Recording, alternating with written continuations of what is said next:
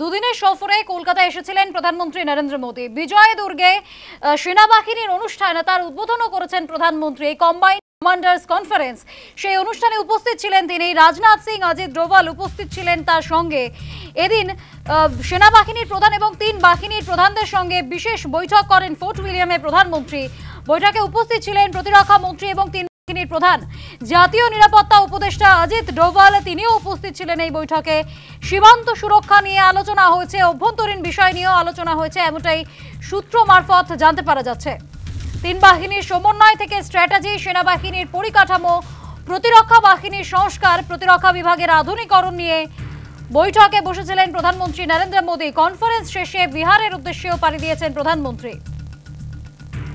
বিজয় দুর্গে সেনাবাহিনীর বিশেষ অনুষ্ঠান কম্বাইন্ড কমান্ডার্স কনফারেন্সের সম্মেলনে ছিলেন প্রধানমন্ত্রী নরেন্দ্র মোদী। ফোর্ট উইলিয়ামে সম্মেলনের উদ্বোধন করেন তিনি। আজ বৈঠকে একাধিক বিষয় নিয়ে আলোচনা করেছেন প্রধানমন্ত্রী।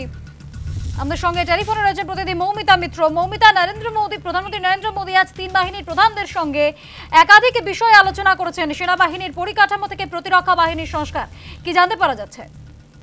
দেখো, একেবারে প্রায় 4 ঘন্টা যে কম্বাইন্ড কমান্ডার্স কনফারেন্স এর আয়োজন করা হয়েছিল ইস্টার্ন কমান্ডের হেডকোয়ার্টার ফোর্ট উইলিয়ামে, সেখানে প্রায় 4 ঘন্টা ছিলেন প্রধানমন্ত্রী নরেন্দ্র মোদী এবং তার সঙ্গে সঙ্গে প্রতিরক্ষা মন্ত্রী রাজনাথ সিং, জাতীয় নিরাপত্তা উপদেষ্টা অজিত ডোভাল সহ অন্যান্য যারা প্রতিরক্ষা মন্ত্রকের শীর্ষ কর্তারা রয়েছেন তারা প্রত্যেকেই উপস্থিত ছিলেন। এবং মূলত যে কারণে এই কনফারেন্স, যে 3 বাহিনী রয়েছে সেই 3 বাহিনীর সমন্বয় বা আগামী দিনে তাদের স্ট্র্যাটেজি কি হতে চলেছে, সেনাবাহিনীর পরিকাঠামোগত সংস্কার এবং প্রতিরক্ষা বিভাগের আধুনিকীকরণ ইত্যাদি বিষয় নিয়ে এবারের এই বৈঠক বা কনফারেন্সে আলোচনা হয়েছে। এবং অপারেশন সিন্দুরে ভারতীয় সেনাবাহিনীর যে সাফল্য আমরা দেখেছি, তার পরবর্তীকালে যে 3 প্রতিরক্ষা বিভাগ রয়েছে আমাদের নৌবাহিনী, ভারতীয় বায়ুসেনা এবং ভারতীয় সেনাবাহিনী, তাদের আগামী দিনের সঙ্গে বোঝা গিয়েছে। মৌমিতা, 3 বাহিনীর সঙ্গে বৈঠকে বসেছেন প্রধানমন্ত্রী নরেন্দ্র মোদী। ধন্যবাদ মৌমিতা।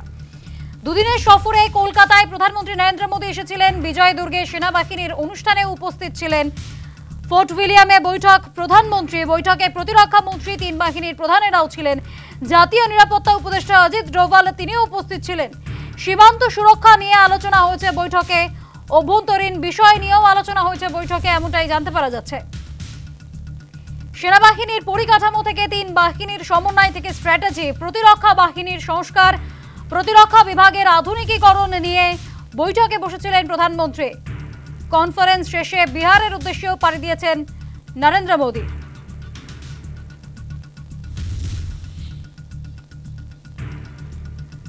আমাদের সঙ্গে টেলিফোনে রয়েছেন প্রতিনিধি চিন্ময় ভট্টাচার্য। চিন্ময়দা, কলকাতা সফরে এসে প্রধানমন্ত্রী 3 বাহিনীর সঙ্গে বিশেষ বৈঠক করেছেন সূত্র মারফত জানতে পারা যাচ্ছে। কি কি আলোচনা হয়েছে বৈঠকে, কি জানা গিয়েছে? দেখো, এই বৈঠকে কি আলোচনা হয়েছে, এটা অত্যন্ত গুরুত্বপূর্ণ বিষয় নিয়ে আলোচনা হয়েছে। যে বৈঠকে উপস্থিত থাকেন প্রধানমন্ত্রী, এবং এটা কোনো রাজনৈতিক বৈঠক ছিল না। তার ফলে দেখো, বৈঠকে যারা উপস্থিত ছিলেন সেইটা যদি আমরা শুধু লক্ষ্য রাখি, তাহলেই কিন্তু বৈঠকের গুরুত্ব বোঝা যাবে। যে বৈঠকে উপস্থিত ছিলেন এবং নরেন্দ্র মোদী ভারতের প্রধানমন্ত্রী গতকাল চলে এসেছেন এই একটি বৈঠকের জন্য। সেই বৈঠকে নরেন্দ্র মোদীর সঙ্গে কারা উপস্থিত ছিলেন? প্রতিরক্ষা মন্ত্রী রাজনাথ সিং ছিলেন 3 বাহিনীর প্রধান, ছিলেন নিরাপত্তা উপদেষ্টা অজিত ডোভাল। তারা মিলে আজকে ফোর্ট উইলিয়ামে, অর্থাৎ ফোর্ট উইলিয়ামে সেনার ইস্টার্ন কমান্ডের যে হেড অফিস, সেখানে তারা বৈঠক করলেন। কাজে এই যে প্রেক্ষাপট তৈরি হয়েছে, এই প্রেক্ষাপটেই স্পষ্ট হয়েছে যে অত্যন্ত গুরুত্বপূর্ণ বিষয় এবং দেশের অভ্যন্তরীণ যে নিরাপত্তা তাই নিয়ে গুরুত্বপূর্ণ আলোচনা হয়েছে। এবং যেটা আমরা জানতে পাচ্ছি যে সূত্র মারফত, যে অভ্যন্তরীণ বিষয় নিয়ে আলোচনা হয়েছে, সীমান্ত নিরাপত্তা নিয়ে আলোচনা হয়েছে। এবং সীমান্ত নিরাপত্তা নিয়ে আলোচনাটা কি কারণে গুরুত্বপূর্ণ হয়ে উঠেছে, আমরা দেখেছি এর আগে গতকালই তিনি অসম গিয়েছিলেন, তার আগে বিহারে গিয়েছিলেন। সেখানেও নরেন্দ্র মোদী একটা বিষয় বারবার জোর দিয়েছেন, যে অনুপ্রবেশে দেশের জনবিন্যাস পাল্টে যাচ্ছে, প্রতিবেশী দেশগুলো থেকে অনুপ্রবেশ ঘটছে বেআইনিভাবে, এবং তার ফলে দেশের যে জনবিন্যাস সেখানে পাল্টে যাচ্ছে। যে ধর্মীয় যে অনুপাতে আমাদের যে জনসংখ্যা রয়েছে, কোন ধর্মের কত মানুষ রয়েছেন, সেই জায়গাটাতেই একটা বড় উলটপালট হয়ে যাচ্ছে।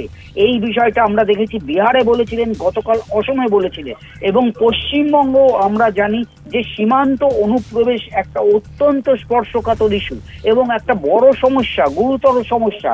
এই মুহূর্তে গোটা দেশ জুড়ে চলছে এসআইআর এর কাজ চলছে, বাংলাতেও অক্টোবর মাসেই এসআইআর শুরু হয়ে যাওয়ার কথা।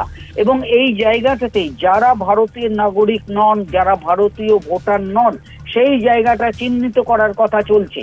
এইটা যদি নির্বাচন কমিশন এসআইআর করে থাকেন, অন্যদিকে তাহলে গুরুত্বপূর্ণ কি এই যে এই বিষয়টা হচ্ছে যে যাতে অনুপ্রবেশ না ঘটে, অথবা যদি অনুপ্রবেশ ঘটে থাকে তাহলে কারা কারা অনুপ্রবেশকারী সেটা চিহ্নিত করা। কোনো অবস্থাতেই দেশের জনবিন্যাস যেন পাল্টে না যায়, এই জায়গাটাতেই বারবার জোর পড়েছে। অর্থাৎ গোটা পরিপ্রেক্ষিতে আজকের বৈঠকটা কোনো কারণেই রাজনৈতিক বৈঠক ছিল না, কিন্তু এই গোটা বিষয়টা আজকে যে সব বিষয় নিয়ে আলোচনা হয়েছে তার প্রভাব কিন্তু পড়বে রাজনৈতিক ক্ষেত্রেও, রাজনীতির ক্ষেত্রে। আমরা জানি এসআইআর নিয়েও বিরোধিতা করছেন, এবং সেই জায়গাটাতেই এইটা কিন্তু রাজনৈতিক ক্ষেত্র ভারতে এই 26 সালের বিধানসভা নির্বাচনের ক্ষেত্রেও একটা বড় সড় প্রভাব বৃষ্টি। একদম, বেশ ধন্যবাদ চিন্ময় দা।